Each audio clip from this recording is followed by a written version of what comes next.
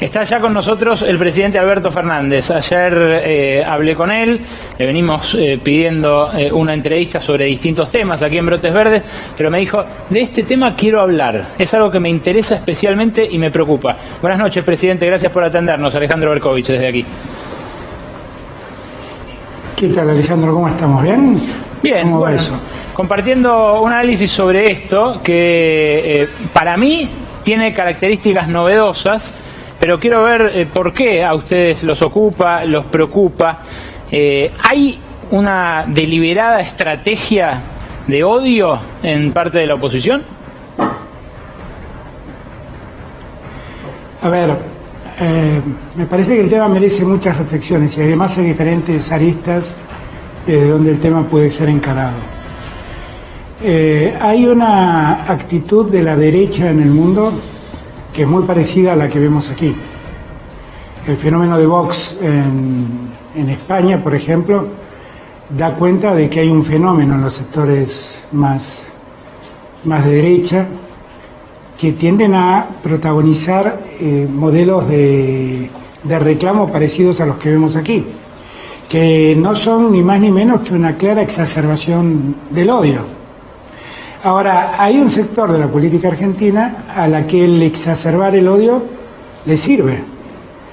Irónicamente son los que más dijeron durante todos estos años precedentes que lamentaban la existencia de la grieta, pero hicieron todo lo posible porque esa grieta se profundice y siguen haciendo todo lo posible porque esa grieta se profundice.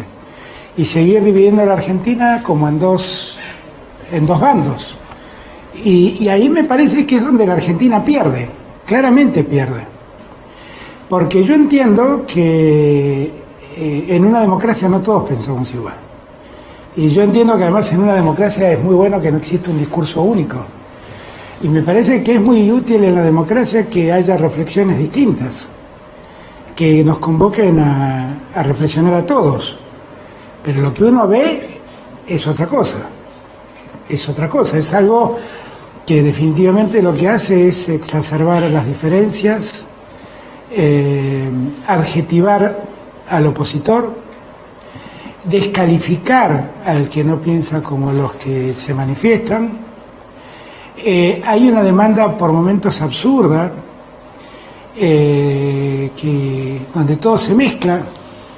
Pareciera ser que cuando uno le dice a los ciudadanos, por favor cuidémonos, miren que el salir y el exponerse, uno se multiplica las posibilidades de contagiarse un virus del que todavía no tenemos forma de prevenirlo, ni tenemos vacuna, y que contagia a gran velocidad y se lleva la vida de muchos.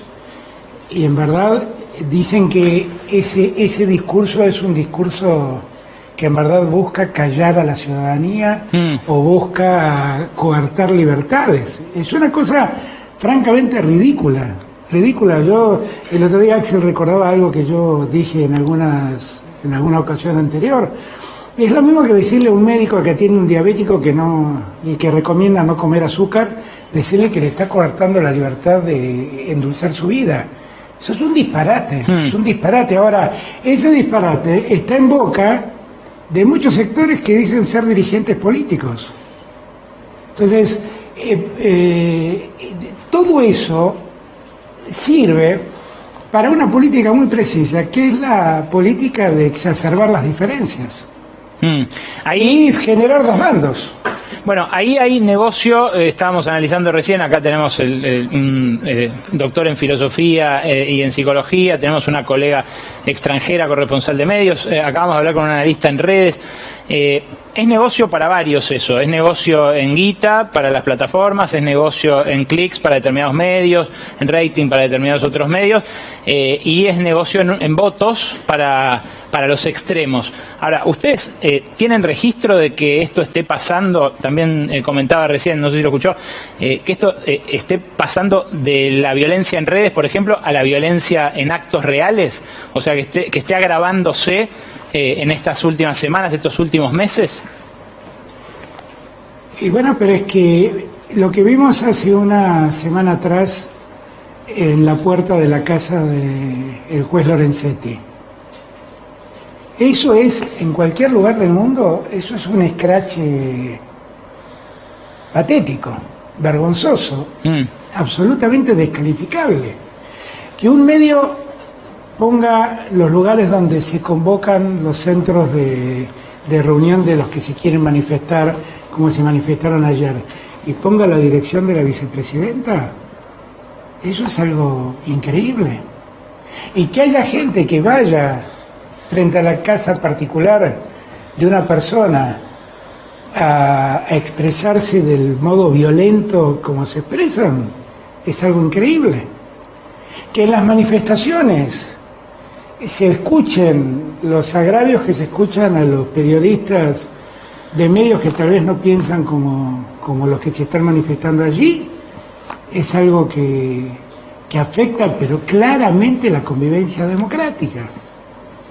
Y que irónicamente todos esos digan que en verdad el problema es que los queremos silenciar, eso es casi ridículo.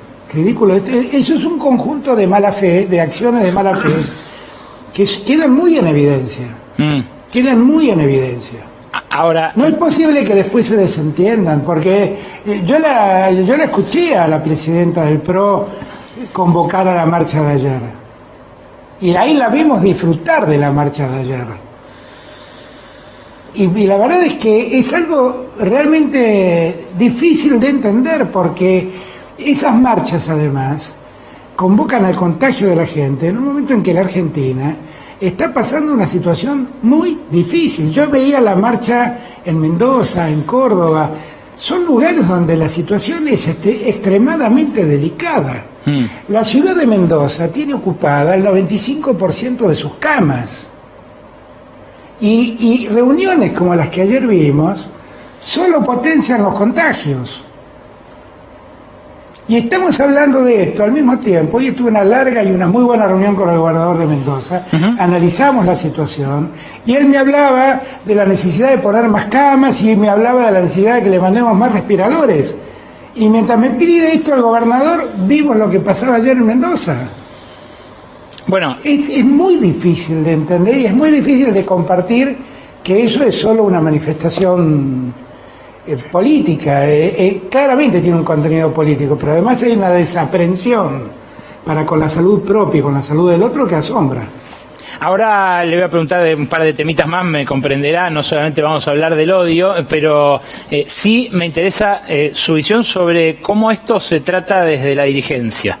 Porque una cosa es que sea cosa de bases, digamos, que incluso en la época del 2008, la resolución 125, incluso ahí yo recuerdo colegas míos con los que trabajaba en ese momento, Ernesto Tenenbaum, por ejemplo, el propio Marcelo Slotto, a los cuales a veces increpaban en la calle diciéndole vos trabajás en TN o qué sé yo. Ahora, lo que yo no recuerdo es que se lo habilitara desde la dirigencia del modo en el que se lo habilita ahora. ¿Usted cree que es deliberado eso por parte de Macri? ¿Que cree que así se va a imponer a los, no sé, a los Suárez, a los Rodríguez Larreta, a los que gobiernan y tienen otras responsabilidades dentro de la oposición? Pero yo me acuerdo cuando pasó eso con Ernesto o con Marcelo, que yo salí públicamente en defensa de ellos.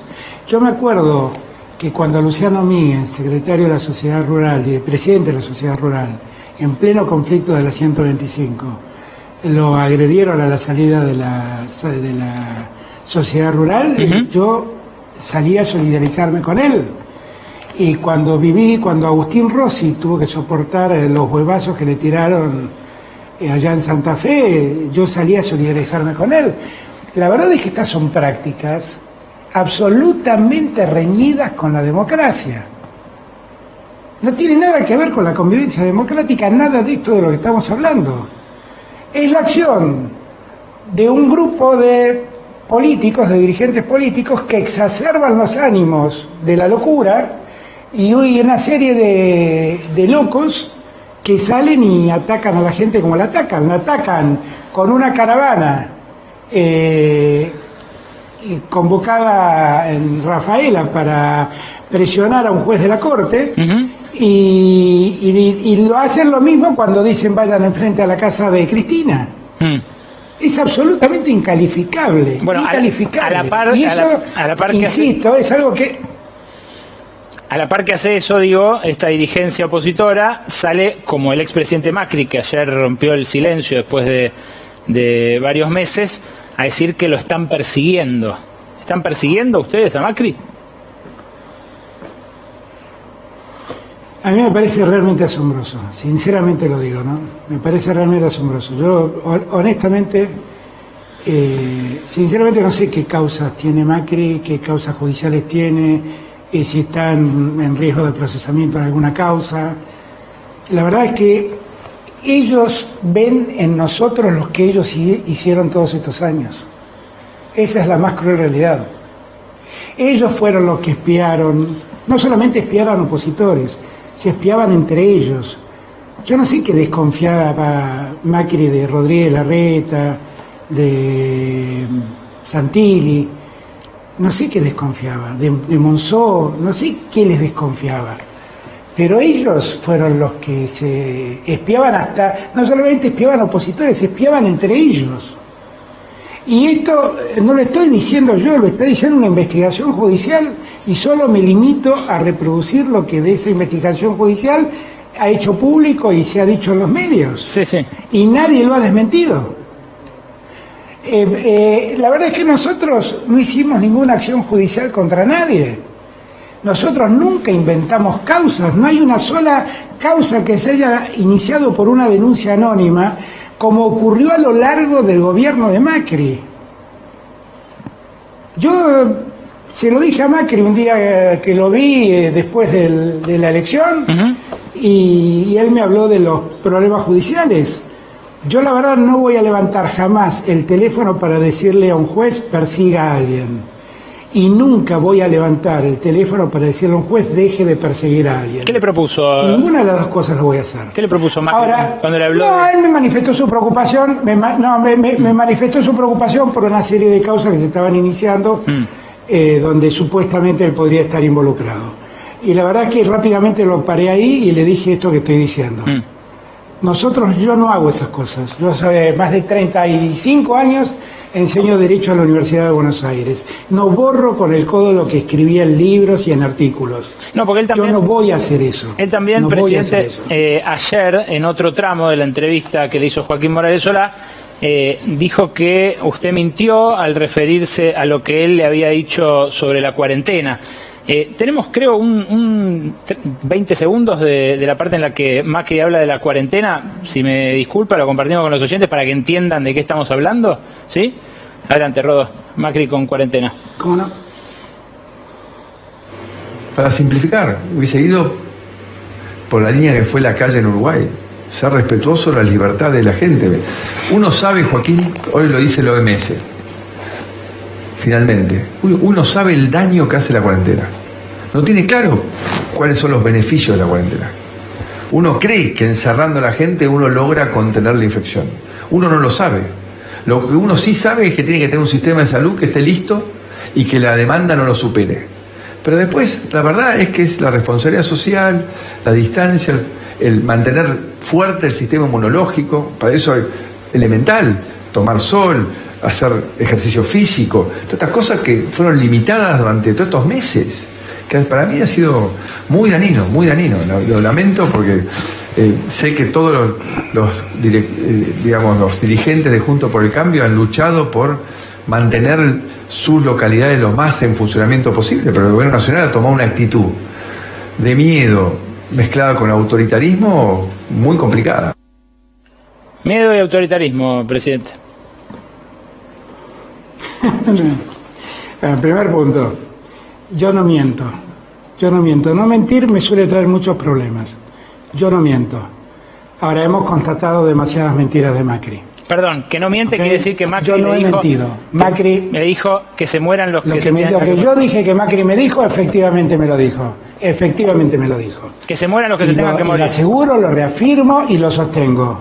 ¿Cómo? Que se mueran los que se tengan que morir. porque era inevitable, porque era una pandemia y era inevitable. Y la cuarentena efectivamente tenía esta misma posición. ¿Para qué sirve la cuarentena? No sirve nada para la cuarentena. Ahora, Macri, para que recuerdes, la cuarentena nos permitió poner de pie un sistema de salud que vos dejaste destruido. Nos permitió crear un Ministerio de Salud que vos cerraste. Nos permitió poner en pie un Ministerio de Ciencia y Tecnología que vos terminaste. Por si no te acordás, nos permitió la cuarentena poner en marcha una serie de hospitales que estaban construidos en el año 2015 y que por decisión de tu gobernadora en la provincia de Buenos Aires nunca se inauguraron. Por si no lo sabés, tuvimos que poner en marcha más de 60 hospitales. Por si no lo sabés, multiplicamos por 2.5 la cantidad de camas de terapia intensiva que había en la Argentina, porque durante tu gestión todo eso no existía, Macri, y tuvimos que hacerlo durante la cuarentena. Si vos no sabés para qué sirvió la cuarentena, te cuento, Macri, sirvió para que la Argentina se ponga en orden después del desastre en el que dejaste a la Argentina. Presidente. A mí me impacta realmente escuchar hablar con tanta impunidad al expresidente. Es lo que sintió mucha gente ayer, pero lo traigo de vuelta a la actualidad porque ha pasado justamente un año desde las elecciones, ha pasado 10 meses de gobierno, la mayor parte del cual transcurrió en pandemia. Hay mucha gente nerviosa también por el dólar. ¿Están pensando en nuevas medidas para apaciguar el mercado cambiario? ¿Están conformes con la marcha de las últimas que anunciaron hace ya 10 días? ¿Puede llegar a cambiar la actitud de los que tienen que liquidar divisas, por ejemplo?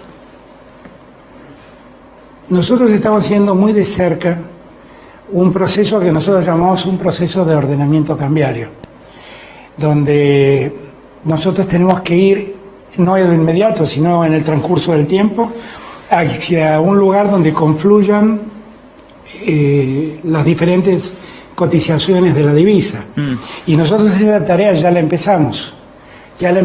Estamos siguiendo con mucha atención. La gente se inquieta mucho por el mercado del famoso dólar blue. El paralelo, sí. Pero hay que tener presente que el dólar blue está básicamente constituido por dólares que traen los extranjeros, turistas. Los cambian en los turistas, y eso después se vende en el mercado interno.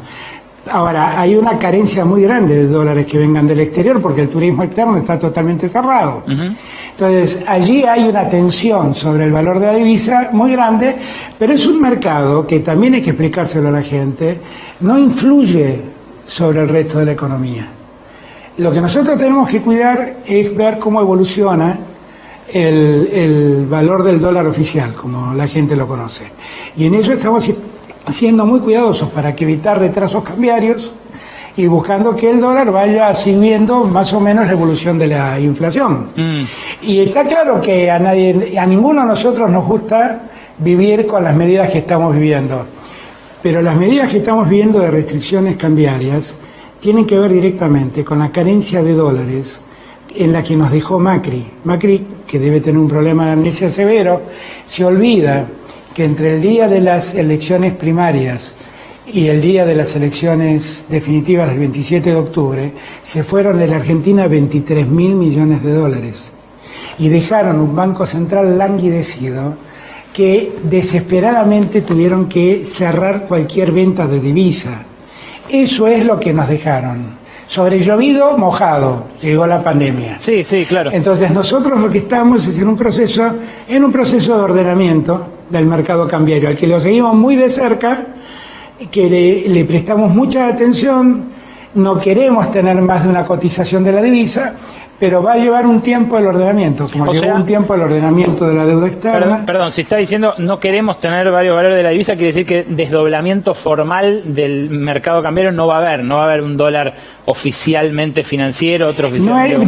No sé, la realidad es que en los hechos hay un desdoblamiento, porque hay un dólar financiero y un dólar, lo llamamos dólar turista, ese dólar financiero, y un dólar oficial. Pero no es oficial. Lo que nosotros tenemos nosotros tenemos que ir ordenando las cosas para que haya un solo valor de la divisa. ¿Cree que eso va a poder pasar durante su Mientras mandato? tanto, tendremos que convivir con estas dos cosas. ¿Cree que puede ¿Cómo? pasar durante su mandato eso? ¿Qué plazos se ponen para llegar a esa unificación? No, claro, debe ocurrir durante nuestro mandato, claramente. ¿Sirvió? Nosotros tenemos que corregir este problema del desorden cambiario que se ha generado por la falta de divisas, y al mismo tiempo tenemos que ofrecerle a los argentinos la posibilidad de invertir en otras cosas que no sea el dólar. Sí, claro. Y que sean rentables. Lo difícil, que lo que no pudieron Desde hacer... títulos hasta plazos fijos o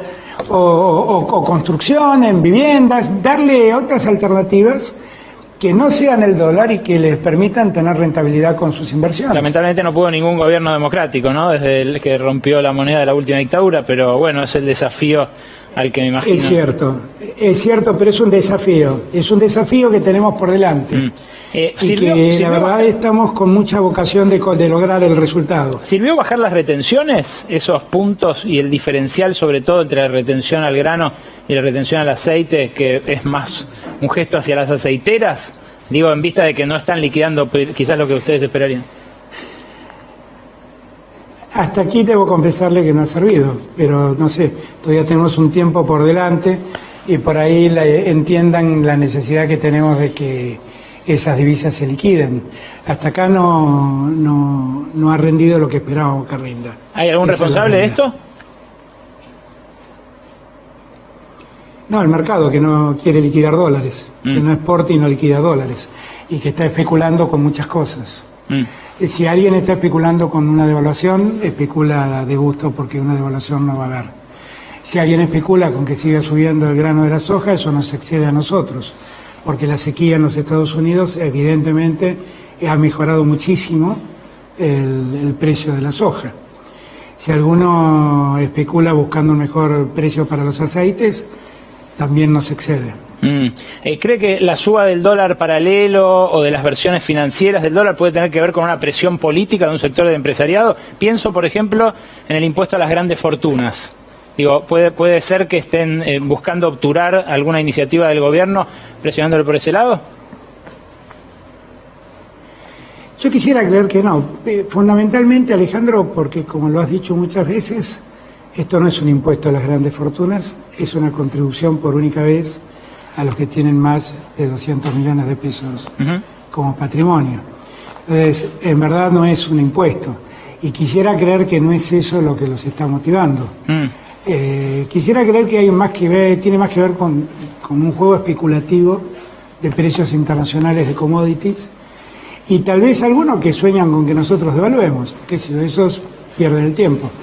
Pero la opción de que por ahí están esperando un mejor resultado de los precios internacionales, porque efectivamente la oferta americana de soja ha caído mucho y entonces han crecido los precios de la soja, y por ahí alguno está esperando un mayor precio, eso puede ser. Presidente, la última. Yo trato de no buscar, trato de eludir las versiones con las miradas conspirativas.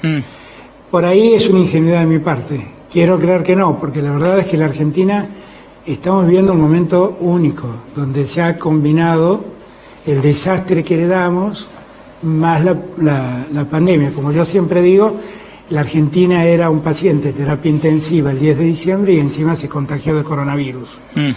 Era lo peor que nos podía pasar. Sí, eso claro. nos pasó. ¿Qué le dice, presidente, al que desorientado encuentra a la oposición tan monolítica, con un discurso tan fuerte, violento, pero efectivo con su base, y que encuentra frustración en su vida cotidiana? Digo, es cierto que tanto la pandemia como las consecuencias del macrismo son la gran parte de la explicación de esa vida cotidiana, pero hay muchos que empiezan a inquietarse, bueno, por lo que esperaban a esta altura de su gobierno. ¿Qué les dice a ellos? Que yo los entiendo, pero que el mayor problema que están viviendo se lo generaron esa oposición que hoy se muestra monolítica e inquieta. En verdad el mayor problema fue eso, porque seguramente si no hubiéramos tenido que que reconstruir hospitales, reconstruir camas de terapia intensiva, comprar respiradores automáticos, sacar de urgencia un ATP para sostener el empleo privado, sacar de urgencia el IFE para darle un auxilio a 9 millones de argentinos que estaban fuera del sistema. Si no hubiéramos tenido que crear la tarjeta alimentar porque dejaron el 36% de pobreza, si no hubiéramos tenido que hacer todo eso, seguramente la vida de los argentinos sería un poco menos difícil de lo que es hoy. Pero lo que le digo a los argentinos es que nosotros, la inmensa mayoría de los argentinos, ha hecho las cosas bien. Ha acompañado los cuidados, se ha preservado. Cuando uno mira los resultados, por ejemplo, del trabajo formal, la caída del trabajo formal es de 2.5%. Es la misma caída que tuvo en promedio toda Europa. Hicimos las cosas bien, preservamos el trabajo. Yo estoy viendo permanentemente en mis viajes pequeñas y medianas empresas que me cuentan que han podido sobrevivir gracias al ATP. Hemos salvado infinidad de puestos de trabajo, hemos salvado infinidad de empresas. Hoy, sin ir más lejos, fui a una refinería donde se anunció una inversión de $700 millones en los próximos 3 años. O sea, no se están yendo las empresas del país, como dicen los diarios, no es masivo ese definitivamente ese no, definitivamente no. Y cuando uno mira, entraron más uruguayos de Uruguay a la Argentina que argentinos que se fueron a Uruguay.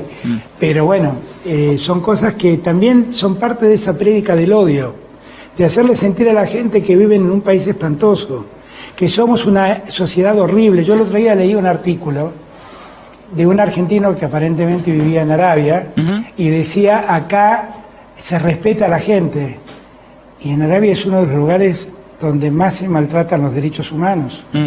Y si quieren ver, vean cómo vive una mujer en Arabia. Hablando de la mujer, entonces, las mujeres sacaron una solicitada, las mujeres reclamándole por la que era una de sus promesas de campaña, de hacerlo además este año, que fue una de sus menciones en la Asamblea Legislativa, al abrirla, la ley de legalización del aborto. ¿De cuál? Perdón.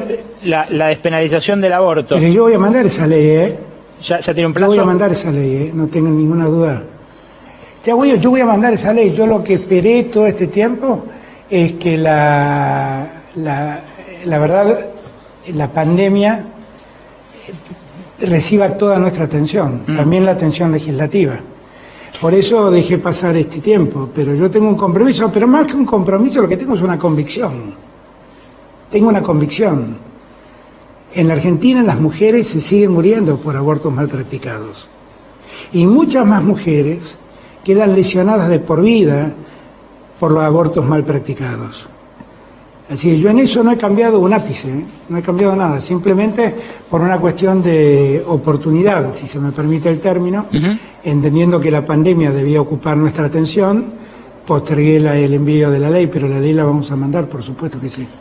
Presidente, esta gente que está frustrada, que usted dijo, los entiendo, me pareció una definición fuerte porque, bueno, hace también a la autocrítica de un gobierno, hace aprendizaje, ¿no? Usted dijo, volvimos mejores. La verdad que espera algo, espera que haya una pospandemia. Parece audaz hablar de pospandemia ahora, pero ¿qué resorte imagina usted va a ser ahora el que haga despegar a la economía, digamos, el que le dé oportunidades a esos 2.5 porcentual de desocupados que se generaron en estos meses? Nosotros tenemos que primero seguir pensando en la salud nuestra, en la salud de los argentinos. Una vez más, pedirle a los adultos mayores, pedirle a los que tienen enfermedades prevalentes, a los que tienen factores de riesgo, que por favor se cuiden mucho, porque yo la verdad no quiero ver aumentar más la lista de muertes. Le pido a los que por ahí descuidadamente se juntan con otros en reuniones sociales, que piensen que pueden ser vector del contagio y sin saberlo estar contagiando a mucha gente que por ahí termina su vida como consecuencia de ese contagio. Esa es mi mayor preocupación. Nosotros hemos logrado el objetivo de que ningún argentino se quede sin atención sanitaria en la pandemia. Sí. Ese objetivo que nos propusimos el primer día cuando largamos la cuarentena, lo hemos venido cumpliendo hasta aquí con la responsabilidad de todos los gobernadores y de todos los intendentes que colaboraron y mucho en ese objetivo. Pero le pregunto por el post con porque el trabajo la gente... enorme de la gente de la salud y demás. Termino con esto, Sí. termino con esto. Ahora, nosotros vamos a entrar en una nueva etapa. La etapa que viene es ver cuándo la vacuna efectivamente está a nuestra disposición. ¿No es fin de año? La Argentina está, bueno, estamos intentando que sea lo antes posible, pero la vacuna no ha salido en ningún lugar del mundo claro. todavía. Nosotros lo que estamos esperando es que cuando salga nosotros estemos anotados con el resto del mundo para recibir las vacunas que nos hacen falta. Y por eso durante estos meses hemos trabajado con todos los que tienen proyectos de vacunas para precisamente poder contar con la vacuna, con la primera vacuna que exista, poder contar con ella. Cuando nosotros estemos pasando ya el problema de la pandemia, y creo que la vacuna es la solución, porque quiero también hablar con franqueza, yo no sé mentir, no me gusta mentir. La realidad es que miren lo que está pasando en Europa, todos pensaron que la pandemia había pasado, y está viniendo una segunda oleada que no sabemos dónde termina. Sí, sí. La que le va a poner fin a la pandemia es la vacuna, objetivamente. Nosotros trabajamos muchísimo en ese punto y estamos muy atentos y ponemos mucho esfuerzo en ese tema. Ahora, yo estoy viajando el jueves a Vaca Muerta, donde estamos lanzando el Plan Gas. Ahí estoy seguro van a haber muchas inversiones que hagan mover a la economía argentina, que den trabajo a subcontratistas pymes, que en esa zona las hay muchas.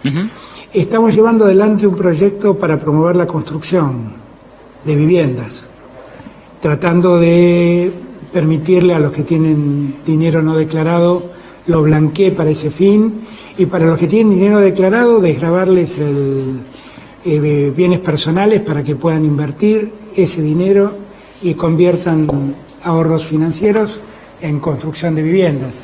Y vamos a lanzar un plan de viviendas y de obra pública muy poderoso con el objeto de movilizar la economía argentina. Yo estoy seguro que el año que viene va a ser mejor que este, estoy absolutamente seguro. Y vamos a crecer bien. Y vamos a empezar a poner orden a una economía que se desordenó muchísimo. Presidente, en estos últimos años. Un objetivo módico ese, ¿no? Este año de merda, la verdad que no puede dejar lugar a otro más que mejor, me parece.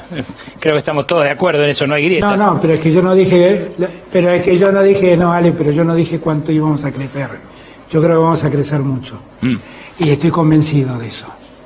Está claro, tenemos que recuperar 12 puntos de caída del PBI, que es lo que calculamos este año que vamos a caer. Pero el año que viene vamos a crecer y mucho. Y la gente lo va a sentir. Y la diferencia con otros tiempos, Ale, con otros tiempos recientes, es que lo que más nos preocupa es que crezcan todos, no que crezcan algunos. Que ese crecimiento llegue a todos, llegue a los sectores más postergados también.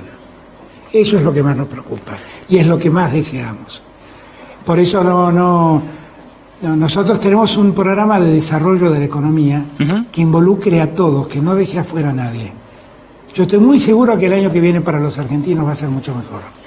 Presidente, le agradezco este rato que se tomó para charlar con nosotros. Buenas noches. Gracias, Alejandro. Un abrazo muy grande. Hasta luego.